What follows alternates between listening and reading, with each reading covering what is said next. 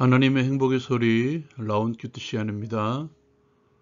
오늘 이 시간에는 역대상 17장 16절에서 27절의 말씀을 가지고 함께 합니다. 다윗은 나단 손자를 통해서 하나님의 말씀을 듣고 하나님께 감사와 찬양을 돌리며 하나님께 기도합니다. 다윗은 여호와 앞에 들어가 앉아서 하나님께 기도하며 나아갑니다. 아마도 법궤 앞으로 나아간 것 같습니다. 여호와 하나님이여, 나는 누구이오며 내 집은 무엇이기에 나에게 이에 이르게 하셨나이까? 하나님이여, 주께서 이것을 오히려 작게 여기시고 또 종의 집에 대하여 먼 장래까지 말씀하셨사오니 여호와 하나님이여, 나를 존귀한 자들같이 여기셨나이다. 주께서 주의 종에게 베푸신 영예에 대하여 이 다윗이 다시 주께 무슨 말을 하오리이까? 주께서는 주의 종을 아시나이다.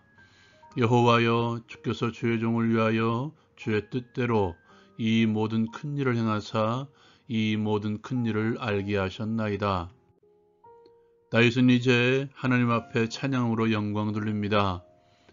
여호와여, 우리 귀로 들은 대로는 주와 같은 이가 없고 주 외에는 하나님이 없나이다.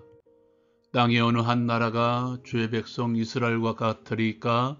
하나님이 자기 백성을 구속하시려고 나가사 크고 두려운 일로 말미암아 이름을 얻으시고 애굽에서 구속하신 자기 백성 앞에서 모든 민족을 쫓아내셨사오며 주께서 주의 백성 이스라엘을 영원히 주의 백성으로 삼으셨사오니 여호와여, 주께서 그들의 하나님이 되셨나이다. 다윗은 이제 하나님 앞에 간구하며 나갑니다. 여호와여, 이제 주의 종과 그의 집에 대하여 말씀하신 것을 영원히 견고하게 하시며 말씀하신 대로 행하사 견고하게 하시고 사람에게 영원히 주의 이름을 높여 이르기를 만군의 여호와는 이스라엘 하나님 곧 이스라엘에게 하나님이시라 하게 하시며 주의 종 다윗의 왕조가 주 앞에서 견고히 서게 하옵소서. 나의 하나님이여, 주께서 종을 위하여 왕조를 세우실 것을 이미 듣게 하셨으므로 주의 종이 주 앞에서 이 기도로 간구할 마음이 생겼나이다. 여호와여, 오직 주는 하나님이시라. 주께서 이 좋은 것으로 주의 종에게 허락하시고 이제 주께서 종의 왕조에 복을 주사 주 앞에 영원히 두시기를 기뻐하시나이다. 여호와여, 주께서 복을 주셨사오니 이 복을 영원히 누리리이다. 적용을 위해 함께 나누기를 원합니다. 이 시간에는 하나님 앞에 선 다윗에 대해서 함께 나누기를 원합니다. 오늘 말씀은 다윗의 감사와 기도까지 이어지는 다윗의 고백이죠. 그 이전에 하나님께서 주신 메시지의 핵심이 무엇입니까? 성전을 짓는 것보다 나는 내가 더 중요하다. 성전을 짓는 것보다 나는 너를 통해서 이스라엘을 지어나가는 것이 더 중요하다. 그것을 위해서 목동인 너를 택하여 왕이 되게 했다. 견고한 나라, 영원한 왕조를 이루어주겠다. 전능하신 하나님께서, 온 우주의 왕 되신 하나님께서 나를 위해서 이런 말씀을 주셨다면 다윗의 반응은 당연한 것이라는 것입니다. 왜 성전을 못 짓게 하십니까가 아니라 왜 나에게 이런 은혜를 주십니까가 정답이라는 것이죠. 다윗은 지금 그 정답을 하나님 앞에 나와 고백하고 있는 것입니다. 다윗의 고백의 출발을 보십시오. 여호와 하나님이여, 나는 누구이오며 내 집은 무엇이기에 나에게 이에 이르게 하셨나이까? 나 같은 것에게 이런 은혜를 주시다니 우리가 무엇이기에 이런 은혜를 주십니까? 이게 다윗의 고백의 출발이죠. 여러분, 당연히 누리는 은혜는 없습니다. 이 말이 무슨 대가를 치러야 한다는 의미는 아니죠. 하나님 편에서의 무조건적인 은혜가 내가 당연히 받아 누릴 수 있는 것처럼 대하지 말라는 것입니다. 당연한 은혜란 내가 받을 만한 자격이 있어서 받는 것이죠. 싹시라는 말입니다. 그러한 은혜는 없다는 것입니다. 만약 그렇다면 그것은 은혜가 아니라 싹시일 뿐입니다. 우리는 여기까지 생각해야 됩니다. 나는 하나님의 자녀이기 때문에 하나님께서 나에게 은혜를 주시는 것은 당연하다는 생각마저도 내려놓아야 됩니다. 다윗을 생각해 보십시오. 그는 목동이었습니다. 하나님의 선택이 없었다면 목동으로서 아무런 어려움 없이 살아갈 수도 있었을 것입니다. 하나님의 선택으로 인해서 그가 처음 맞닥뜨렸던 것이 골리앗이라는 벽이었죠. 그 뒤에 그는 사울의 시기심으로 인해서 도망자 신세가 되었습니다. 오랜 세월 동안 도망자의 삶을 살았던 다윗. 무엇보다 다윗의 관점에서 가장 큰 어려움은 아마도 첫 번째 법궤를 운반할 때의 실패였을 것입니다.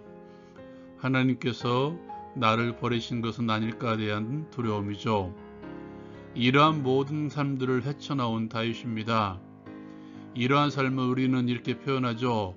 파란만장한 삶을 살았다. 그런데도 불구하고 그는 하나님의 은혜를 고백하고 있습니다. 모든 것이 주의 은혜입니다라고 고백하는 것이죠. 그렇다면 하나님께서는 왜 은혜를 주시는가? 오늘 다윗은 우리에게 이렇게 고백해주고 있습니다. 이스라엘을 영원히 주의 백성으로 삼으셨사오니 여호와여 주께서 그들의 하나님이 되셨나이다. 이 고백에 주의 은혜의 목적이 있다고 저는 생각합니다. 하나님께서 우리에게 은혜를 주신 목적은 우리를 통해서 하나님의 하나님 되심을 드러내며 주의 백성임을 선포하는 것입니다. 그러므로 주의 은혜에 대한 우리의 고백은 하나님께서 하셨습니다. 하나님께서 주셨습니다. 하나님만이 하십니다. 모든 것이 은혜입니다라는 고백이 선포되어야 되며 하나님의 백성으로서 주되심을 선포하는 것입니다. 주의 은혜에 대한 선포, 주의 주되심, 하나님의 주되심에 대한 선포의 핵심은 드리는 것에 인색하지 않는다는 것입니다.